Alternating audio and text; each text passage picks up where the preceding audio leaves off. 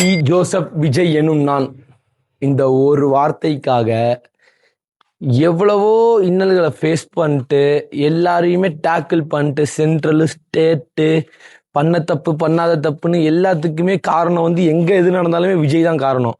Social media அது இதுன்னு எல்லாரையுமே கடந்து வந்து இன்னைக்கு சிஎம் ஆயிட்டாரு, சிஎம் சேர்லையும் உட்காந்துட்டாரு.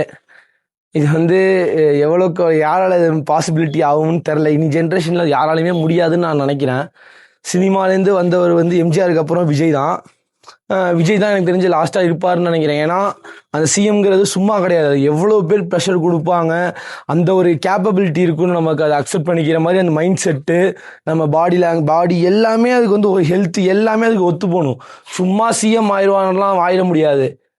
விஜய் தான் ஃபஸ்ட் அண்ட் லாஸ்ட் சினிமாலேருந்து வந்து கஷ்டப்பட்டு ஒரு இயக்கமாக இருந்து மக்களுக்கு ஹெல்ப் பண்ணி அந்த ரசிகர்களை வந்து தொண்டனை ஆக்கி எல்லாரையும் அரசியல் வயப்படுத்தி எல்லாருமே இப்போ கேள்வி கேட்குற மாதிரி ஆக்கின ஒரு மனுஷனா அது வந்து தளபதி விஜய் மட்டும்தான்.